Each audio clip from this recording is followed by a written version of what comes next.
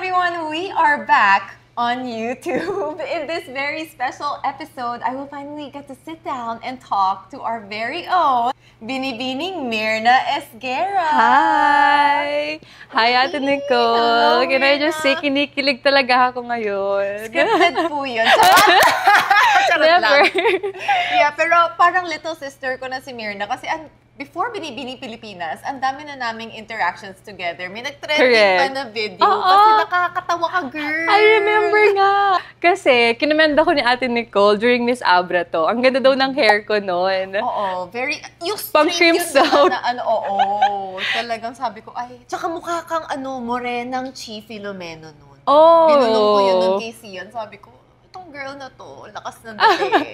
Grabe naman. Coming from you, ate. Ang ganda mo talaga nun. As in, bihira ako na, will ask girls to join a pageant because I know how pageants nowadays can be very expensive. So Yes. I feel like we shouldn't just be throwing things like that na, huy, sali ka, pwede ka. Kasi it's such a big responsibility and cost talaga on the girls. So, unless sobrang naniniwala ka na kaya nitong girl na to, na kaya mong i-bet lahat sa kanya, tsaka ko lang sasabihin, pero I was like, Myrna, ang ganda. Pero I agree, ate. Sobrang hirap ng sumali ng beauty pageants ngayon. Sobrang costly talaga. And if you're not really being supported by the people na matutulungan ka when it comes to the video, the makeup, the designers, may hirapan ka when you go sa nationals. Pero thankfully na I have people naman na very supportive sa akin. Well, ang dami kong naging kaibigan ng mga designers, photographers, makeup artists na ngayon kaya ko silang lapitan. And very thankful kasi I was able to build connections talaga with them. And that's what I did when I joined Binibining Pilipinas. And plus na lang talaga na t-shirt yung outfit natin when it comes to activities. Ay, alam mo, ang laking tulong yan. Oo. Sobra. I was talking to another former Binibini just a few days ago. Sabi niya, alam mo, ang laking tulong na required tayo mag-binibini shirt lang sa karamihan ng activities. Nung time pa namin nun, well, sila, more of kailangan kumbya din. Even on the finals mismo. So sabi niya, alam mo, sobrang laking ginhawa Oo, nun. ate, sobra. So until now, yun pa rin yung feel niya. Oo, super tipid talaga. Yeah. Kasi kung every day, naka-outfit ka, di ba, naka-stylist, full glam, ang hirap i-keep up nun. Balik muna tayo sa before you got to the Binibini stage because I just watched yung video ni Myrna. If you haven't watched it yet, go to her Instagram page. Andun yung 11 minutes ata yun no? More than almost 12. Yeah. Kasi sabi ko, how long kaya itong ginawa niyang video? So habang nagluluto ako, pinanood ko siya. Really? Ganda ng video, parang documentary style. And you mentioned there na ang dami mong pageants din na sinalihan na maraming times sa Sweden. Yes, ate. So, can you take us back to those days? Yes pa. Well, I started doing beauty pageants when I was in grade 8. Sino nag-recruit sa'yo? Yung mga kapatid ko. Kasi ba kayo magkapatid? 17 kami. Ha? 17? Akala ko sabi niya 7, tapos may teen. Teka lang. Oh my gosh. I know, revelation talaga siya, ate. Every time. Okay. So, sino nga kapatid? Which ones? 13 kami na original. Original? Okay, 13 kayo sa family mo. Sa nuclear family. Yeah. Tapos, meron kaming half of brother and sisters na 4. Okay. Sa father side namin yon. And mga bata pa yon. So, ako yung pangalawang bunso dun sa 13. So, pang 12 ako. Oh, grabe. Yeah. Okay. So, yung mga ate ko talaga, sila talaga yung may gustong sumali ng beauty pageants before. Pero they weren't able to do so. Kaya, mahirap din kasi ate, as you mentioned, mahal talagang sumali ng beauty pageants. Even before, di ba? Kailangan mo even at that level, na local pa lang. Yes, ate, kasi makeup artist. If you're not scouted naman kasi, hindi ka gagastasan ng handlers, di ba? So, that's why they weren't able to join. So, nung mga bata pa ako na teenager, mga 15 years old, then sila, pinush nila ako. Eh, yung mga professors ko rin kasi sa high school, they were eyeing me rin, sali ka, ganun. Tapos nalaman nila yun. Then they said na, sumali ka na. Ako kasi boyish ako noon, ate. As in, talaga, never akong nagme-makeup. I hate makeups back then. Na parang, ang kaartihan lang yan. Yeah. Gano'n. And now, she's so good at doing her makeup. Tinanong ko siya when I arrived na if she does her own makeup, and you do. Yes, right? I did my own makeup na Which yun. is a must for pageant girlies. You need to survive because ang mahal ng glam team. Tama. And also kasi, kailangan mo rin maging independent on your own. Especially, That's true. kung international na. yan. So, I'm really practicing doing my makeup and also doing my styling. Ako lang din nag-style. Oh, that's good. Yeah. Okay. So, ayun, recruit ka na ng professors mo rin. Pero, nung sumali na ako, talo ako. Ate, kahit best in smile, wala akong nakuha. Best in smile? Oo. Di ba yung mga organizers' choice award? Wala. Okay. As in, umakit lang ako ng stage, tapos bumaba na, umuwi. Okay. Nag-ano ka lang, attendance ka lang nun. Design lang ako sa stage nun, ate. Yun. Clapper, gano'n. Clapper talaga. So pero hindi ba at such a young age, 15, tapos na-expose mo sarili mo sa gano'n na hindi mo naman gusto. Like, alam mo yun, may nang unjok lang sa'yo. Tapos talo ka pa. Oo. At anong feeling nun? Nagalit talaga ako sa kanila noon. Sabi ko, kayo naman kasi yung nag-push sa akin sumali nito. Kasi sinisin nila ako kung ba't di ako nanalo. Bakit ba? Hindi ko naman to gusto. Kayo naman yung nag-push. Pero syempre. Bakit daw di ka nanalo? Ate, paano pa naman maglalakad ako sa stage para akong kawayan? Uy, ganun din ako nun. With heels. Ang hirap kasi kapag una. Oo. Pero, competitive kasi talaga ako eh. So, kahit ganun yung sinasabi ko sa kanila, sa isip ko, hindi pwede to. Ayaw mo babawi i-end ako. doon. Oo. Okay. Kapag kasi may nasimulan akong bagay, ate, gusto ko talaga siyang i-end ng maayos. So, bumalik ako the following year. Nag-join ako ulit sa same school pageant. And nakuha ko na yung title. Oh, Yes, pero ito, nag-practice ka na. Training, ganon. ate. Okay. Yes, talagang kahit midnight na ito-train ko yung pasarela ko, kasama yung mga handlers ko. Grabe rin talaga yung naging dedication ko nun sa trainings ko. So, thankfully, nagbunga naman. And then, dun na nag-start na may mag-scout sa akin ng mga handlers from Angeles City. So, yun na legit na. Oo. Pero grabe, you really started from the most basic building block ng pageantry. Kasi usually when I talk to the girls then na beauty queens, yung start talaga nila is local na. Yeah. Oo, or regional. Pero ikaw talagang school. May ladder talaga. High school na college. High school. High school Grade 8 pageant ako na. noon, Oh my ate. gosh, Or okay. 2015. Yeah. So, nung nakuha ka na ng handler. Then sumali ako ng barangay pageant. Yung sa barangay namin, Barangay Anunas. Okay. And then, tourism ako. Oo. Tapos, sumali ako ng local pageant, yung Angeles City. Then, first, tourism din ulit. So, parang first runner-up yun. And, sumali na naman ako ng regional. Ito yung Mutia Pilipinas, Pampanga. First runner-up na naman ako.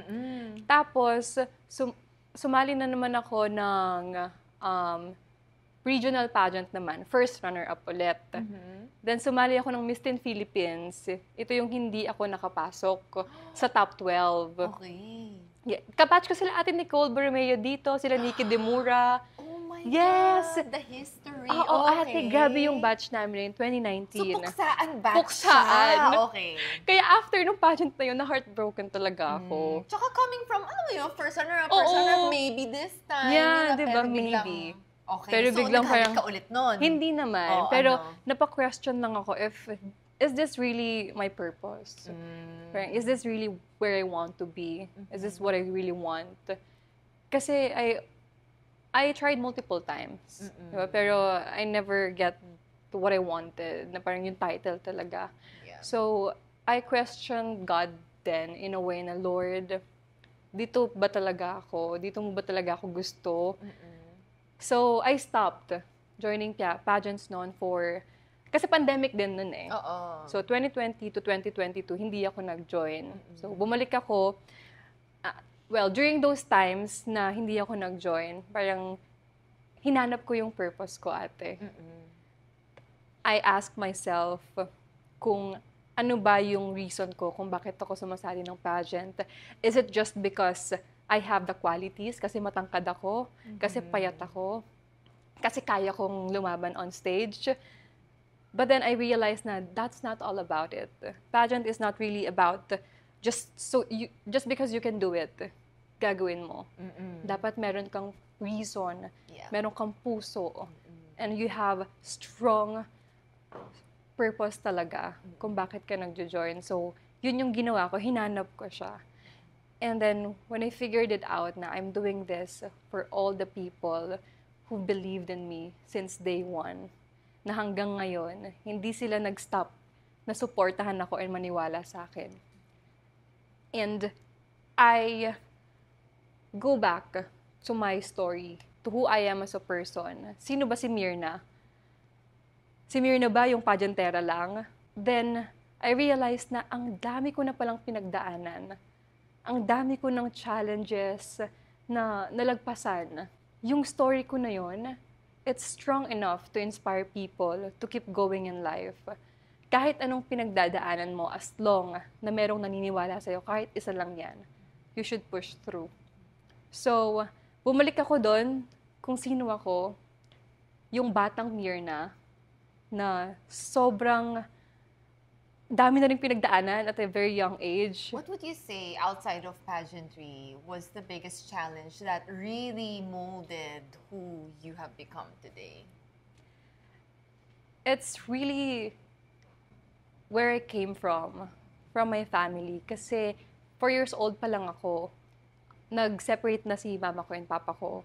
So the last memory I had with my father before he left us is naka-eye to eye ko siya before siyang umalis. And then he said nothing. So I was the person who saw that, and that broke me as a kid.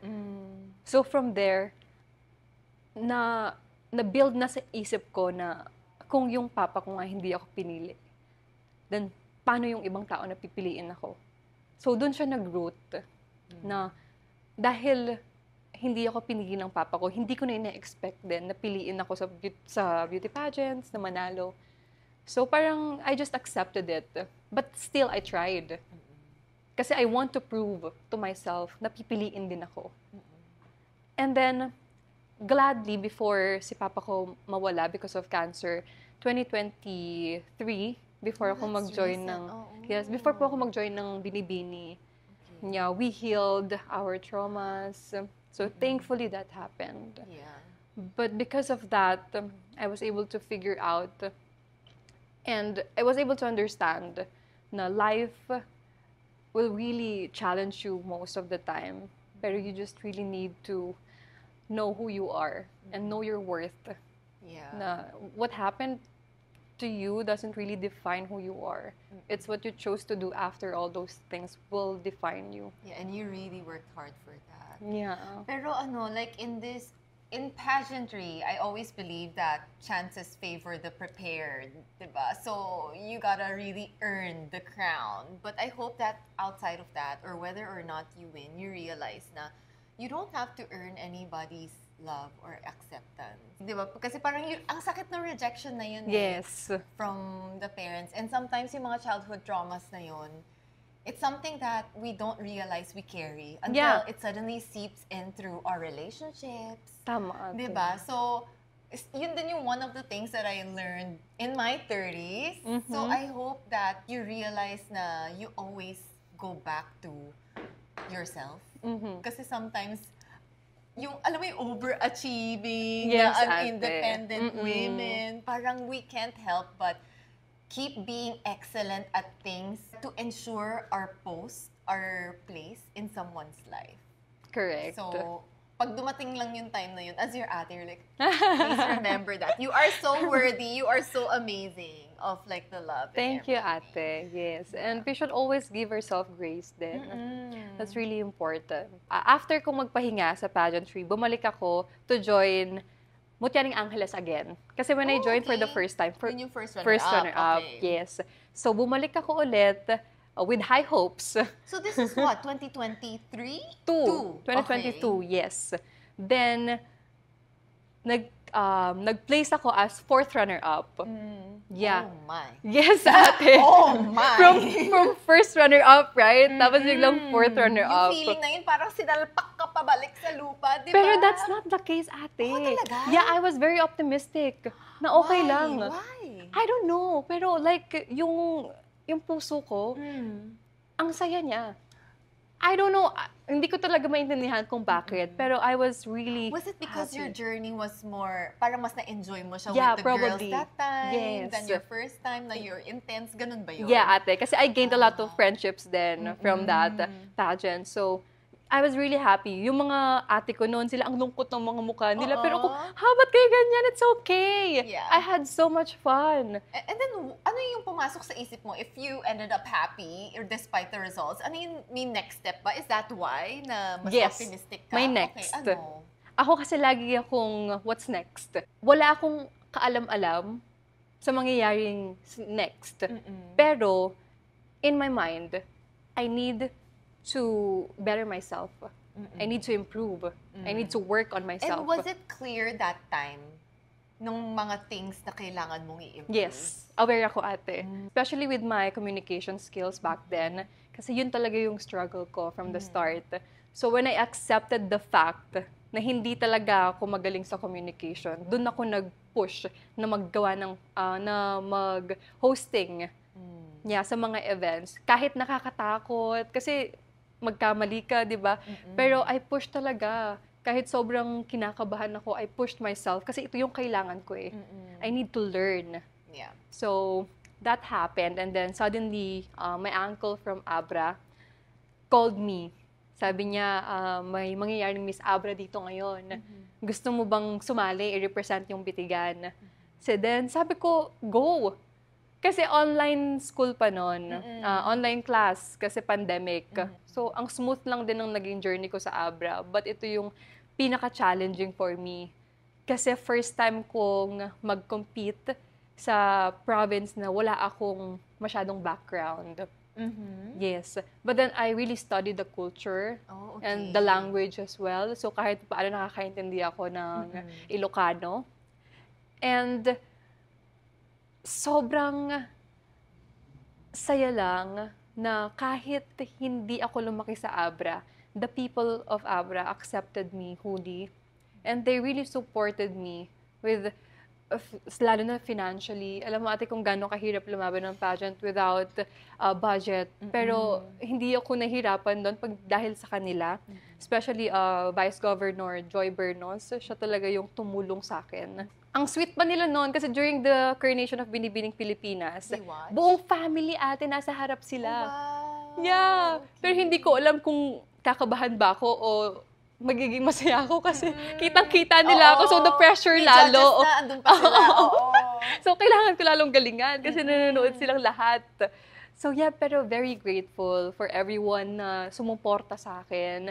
Hindi lang yung family ko, yung friends ko, even the people na hindi ko kadugo. They really supported me 100%. What do you think made them rally to support you? Because I'm sure na may nakita sila something in you or the way you treat them maybe to really see you through the whole journey. You just really need to be kind. Kasi we don't know kung ano yung kayang magawa sa atin ng kindness. So with every people that I meet, talagang kabutihang loob. And feeling ko yun talaga kung bakit ako sinusuportahan ng mga tao ngayon is because yung puso ko is wala siyang intention na masama. Lagi lang akong kabutihan and everything that I do, it's not just for myself but for everyone. So I always make sure na ibalik sa kanila yung favor when they need it. So full support. Actually, we've been to Luzon, Visayas, and Mindanao. And they've been with me. So ginagawa namin yung tourism video and also the advocacy. Although very challenging kasi andun lang kami for a few days and we have to capture everything, right? Pero sobrang gaan ng trabaho namin doon and iba talaga kapag pamilya na yung turingan nyo ng team mo. Sobrang saya lang, although you're there for work, pero it doesn't feel like work. And I'm very happy kasi they see me as someone na kapatid na nila, baby sister na din nila. Kaya, ang laking tulong kapag meron kang mga taong genuine din and pure intention yung meron sila sa'yo. Kasi when you have those people, and I also pray then to God na please Lord, ilapit mo po ako sa mga genuine and pure intention na tao and ilayo mo ako sa mga hindi. So, I really thank God na answered prayer lagi. So, ate, sobrang saya na yung preparation ko ngayon for Miss International is so smooth lang. Yeah. Like this tourism video, hindi pa siya na-release. Hindi pa. When can we expect it? And is it required ba by Miss International na kailangan may entry kayong ganun or own initiative mo siya? Actually, wala pa silang nabibigay sa amin na set of requirements na kailangan namin i-prepare. But then, dahil advance tayo mag-isip, piniprepare ka na din. Yeah. Galing. Yes, ate, para if ever man kailangan, at least we're prepared for it. Hindi na tayo Yeah. Alam niyo, Pilipinas, ang swerte natin sa mga ganitong candidates natin, I swear. Kasi ang bihira yung ganun. I mean, they would think na parang medyo automatic for candidates na, no, I will have the initiative to line up all my content. And ang hirap magpasabog. Tapos you don't wanna do a pasabog just for the sake of a pasabog naman. Yeah. So you allotted your resources to promoting the Philippines, for example, through the tourism video. And even yung self-introduction video niya, pinost niya sa Instagram. Ikaw nag-direct, no? Yes, ate. You directed it yourself. I realized kasi na people don't really know who I am. Kasi sumali lang ako ng Binibini and then suddenly I won. And that's it. That's who Myrna is. She is Binibining Pilipinas International 2024. So I really want to reintroduce who Myrna is sa buong Pilipinas. Na yes, she is Miss International Philippines 2025, but beyond that, these are the things that she had to go through to be here, to represent the Philippines. Yeah, and it was a very emotional video for you. So thank you so much for sharing your vulnerability and your story to the Filipino people. Of course, ate. I think what we need now is really showing yourself authentically with purpose, of course. Kasi wala namang masama if you will show people kung sino ka talaga as a person. And I think it will really reignite people's support then when they see you not trying to be someone else but yourself in doing pageantry. Yeah. But now that you have achieved already winning the Binibining Pilipinas highest crown, diba? What is next for you, if ever? Like, after the pageant is over, tapos na yung reign mo as Miss International. Claiming na lang, claiming. Claiming, amen. Kasi, meron ka bang plan B? I always tell the girls din kasi na dapat yung pageant stepping stone lang as much as possible to whatever yung next dream na gusto mong i-build. And you graduated 3 weeks after being crowned Binibining Pilipinas International. Yes, with what degree? Tourism management with specialization in MICE events. Miss Tourism, like, nag-graduate ka rin lang. Okay. Ang witty mo doon. Naisa ko, talagang Miss Tourism siya. Kaya pala. Pero yes, ate. Well, kasi since specialized ako sa events, so I organize beauty pageants, birthdays, special occasions, and also exhibits, conventions. And since andito na rin naman ako sa industry ng pageantry, after everything, after doing pageant, I really plan to put up my own events management business. Wow, here in Manila or back to your province? Well, probably kung saan tayo pala rin. Oo, tama. Yeah. Pero as of now, kasi medyo mabibisi tayo next year. Yes. Kailan ba lipad mo? Siguro, for now, wala pang definite date. But I think mas mapapaaga kung dumating sa Japan because me and my team are planning to pasabog? Yung culture ng Japanese, we really want to capture it. You want to immerse yourself first and learn it. Yes, ate. So just like what Ate Nicole Bermeo did, she arrived in Japan earlier kasi nga nakipag meet and greet din siya sa Filipino community doon, and that's also what I want to do. So you got those tips na rin from them? Yes, yes. Did you get to meet with the other, like sila Kylie, sila Angelica, or sino ba before ni... Patch Montano. Ate Patch, yeah. Hannah Arnold. Yeah. Naka-meeting na ba kayo for the planning? Me, Ate Hannah, Nicole, and also Angelica, we set a group chat na. Oh, nice. So, siguro one of these days, magpa-plan kami na mag-date. Well, kay Ate Kylie naman, during the coronation of Binibini this year, I talked to her kasi sa backstage, she was a host. And I asked her nga, ate, baka we can set up a meeting with Tito Jerry.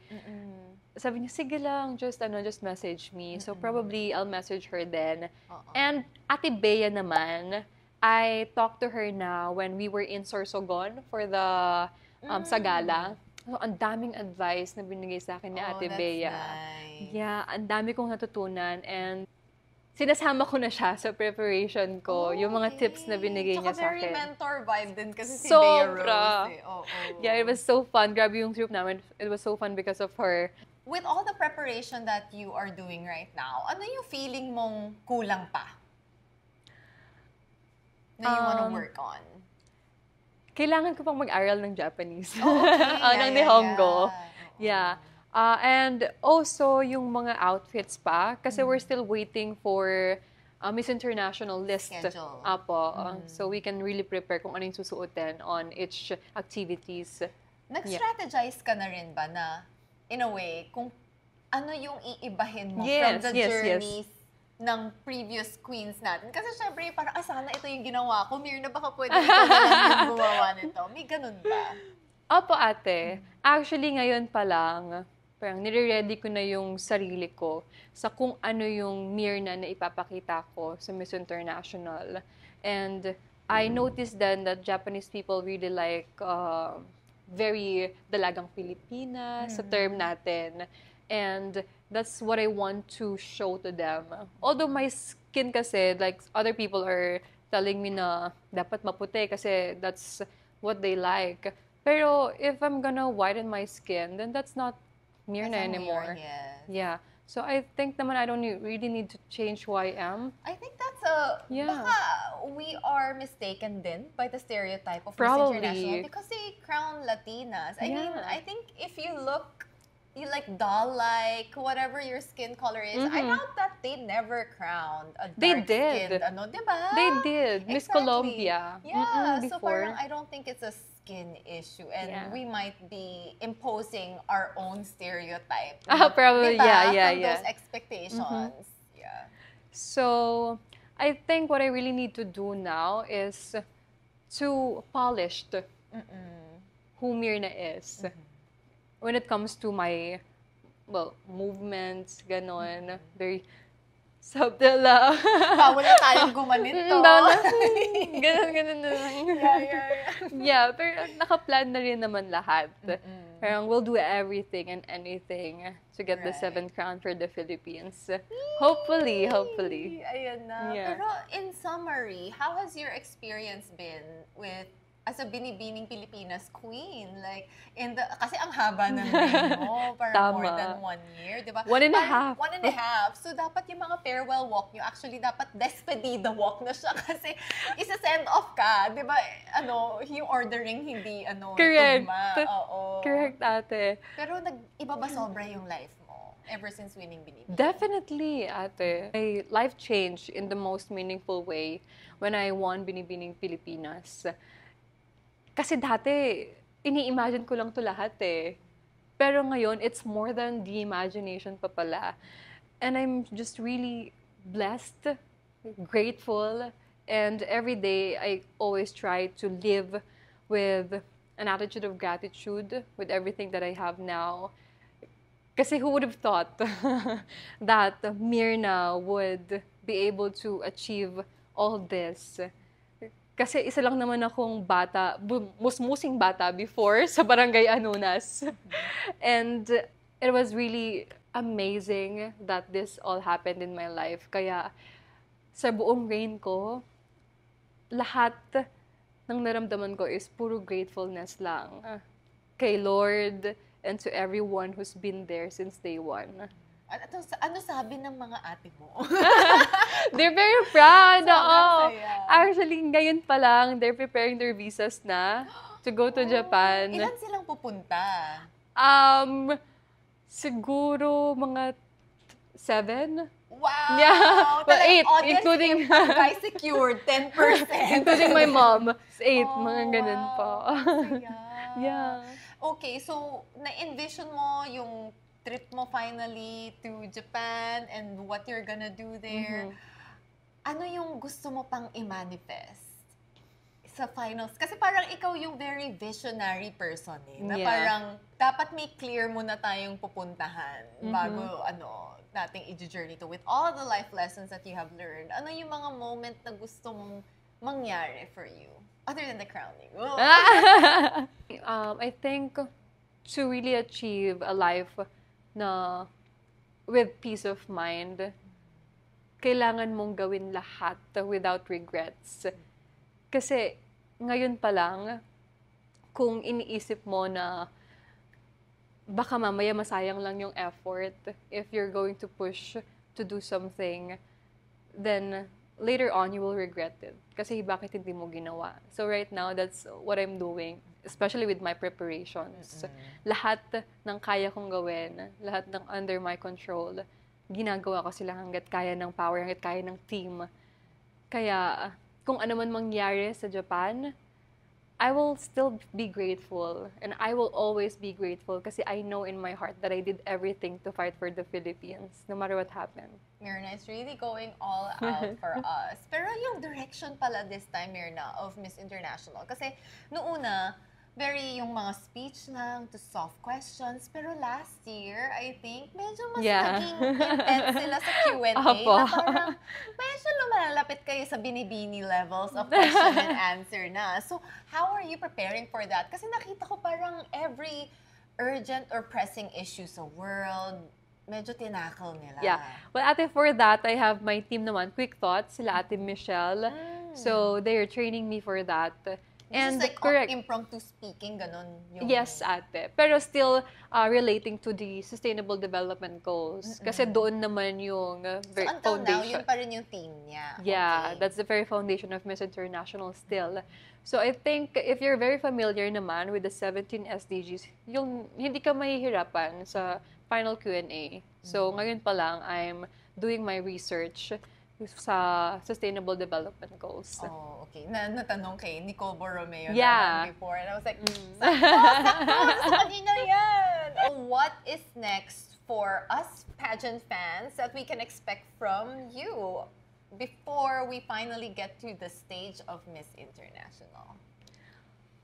Well, expect a lot of unexpected things. Oh, yeah. Sino designer niya for evening gown? I'm so excited. Yeah, secret lang yun for now. Secret siya. Pero eto trinabaho talaga ni Myrna ang resourcefulness niya. Yeah. Very happy naman that nag-agree siya.